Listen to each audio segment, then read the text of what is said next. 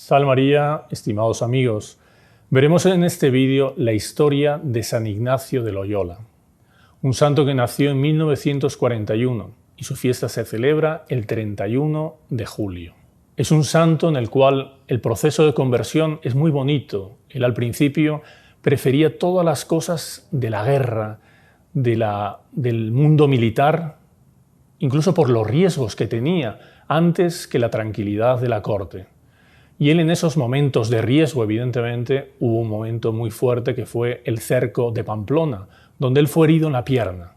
Una herida tremenda en la cual sufrió una operación con los medios médicos de aquella época y pues la operación no quedó bien. No quedó bien como él quería. Él, en función de esa operación que había tenido, él quedaría cojo de por vida y tendría que ir cojeando a la corte en los lugares donde se presentase.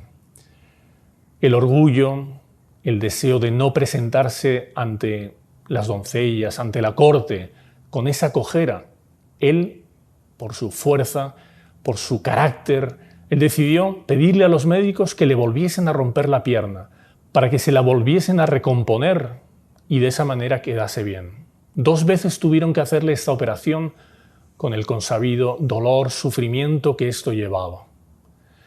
En esa convalecencia que él tuvo por esta herida, él estuvo en el castillo de Loyola, en el castillo de la familia, y él se puso a leer porque ya no sabía qué hacer, se puso a leer los libros que había en el castillo. Un libro de la vida de nuestro Señor Jesucristo y otro libro de la vida de los santos.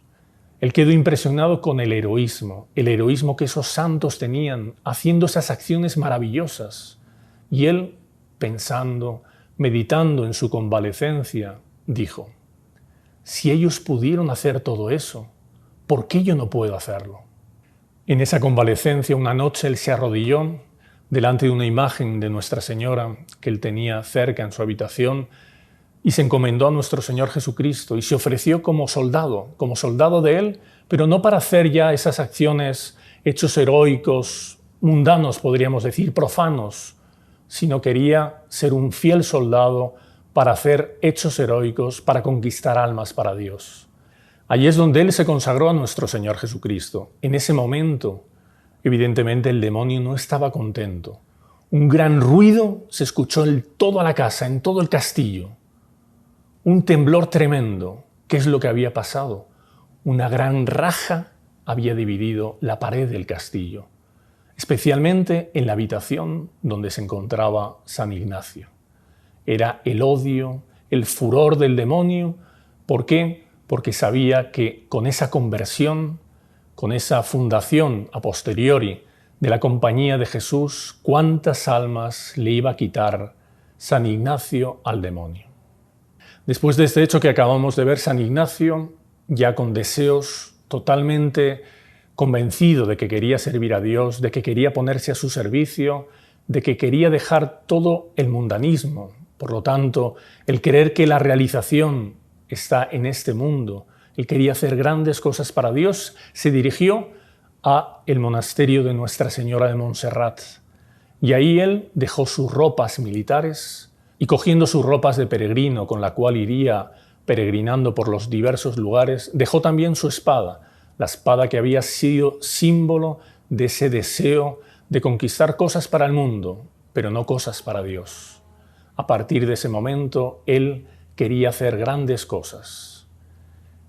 En esos primeros tiempos, él tuvo muchísimas revelaciones místicas. Hubo momentos en que entraba en éxtasis y Dios le comunicaba, le hablaba por medio de esas revelaciones, de esas visiones, durante horas muchas veces, el futuro de su obra. Se dice incluso que los ejercicios espirituales fueron dictados, fueron inspirados por Nuestra Señora en una de esas revelaciones, cuando él estaba en la gruta de Manresa. Los ejercicios espirituales que tanto bien harían a toda la humanidad que los ha conocido, a todas las personas que alguna vez han realizado esos ejercicios espirituales, en la cual con esas meditaciones tan lógicas toca el corazón de las personas para la conversión. Las 2 banderas, el llamado del Rey temporal, cuántas meditaciones él escribió inspirado por la gracia de Dios, por la conversión de los hombres. Esos mismos ejercicios fueron los que él, con sus primeros jóvenes que él fue reclutando para esta compañía que estaban haciendo, él hizo estos ejercicios con este grupo. Lo primero que hicieron fue hacer los ejercicios espirituales para llenarse de Dios y después, llenos de Dios, poder transmitir su palabra, la vida de santidad que querían llevar a todas las personas. Esa fue la característica, además, de los primeros tiempos de la Compañía de Jesús, que fue creciendo en número y, evidentemente, también es lo que quería San Ignacio en santidad.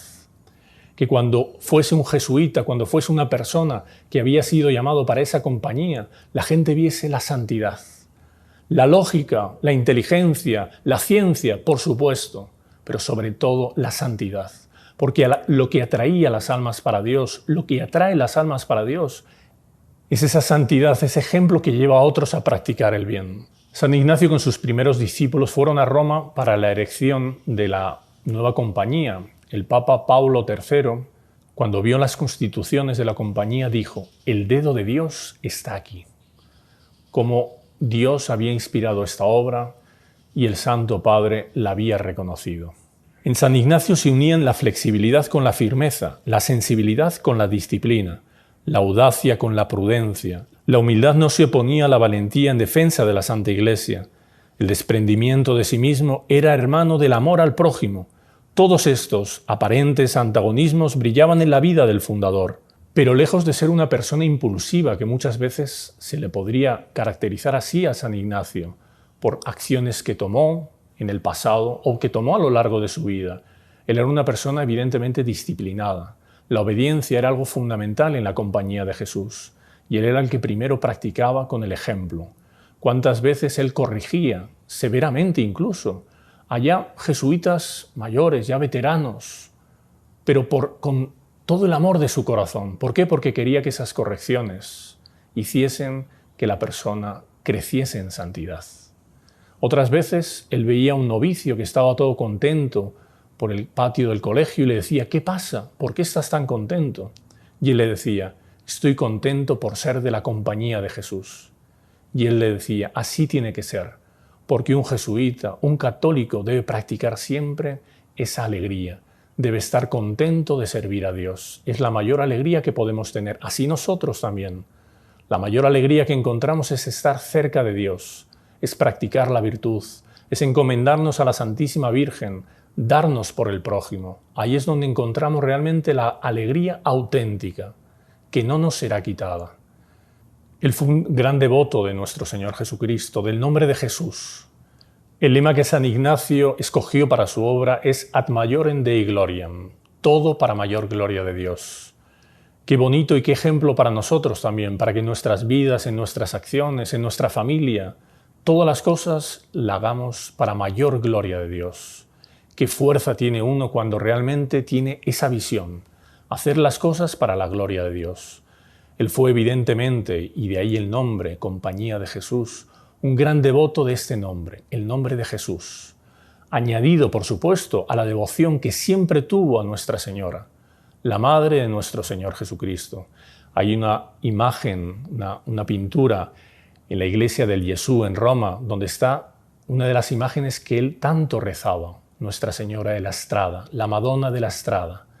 Pero el nombre de Jesús, él hasta el último momento de su vida lo tuvo en sus labios. Tanto es así que el día anterior a fallecer, el día 30 de julio, lo primero que él hizo, al sentir que ya estaba llegando su hora, él pidió a un hermano que lo llamó: por favor, pida al Santo Padre que rece por mí y me dé su bendición apostólica, porque siento que estoy muriendo.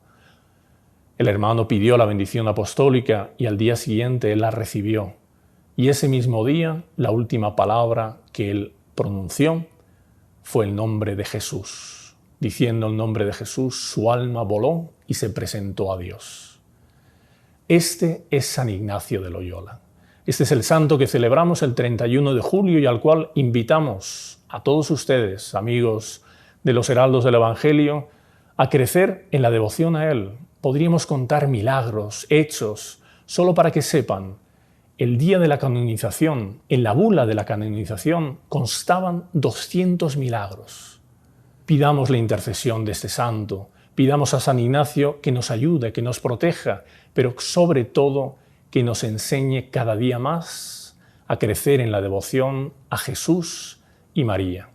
Es por eso que vamos a terminar recibiendo la bendición de Dios, no antes sin encomendarnos a Él. San Ignacio de Loyola ruega por nosotros. Y la bendición de Dios Todopoderoso, Padre, Hijo y Espíritu Santo, descienda sobre vosotros. Salve María.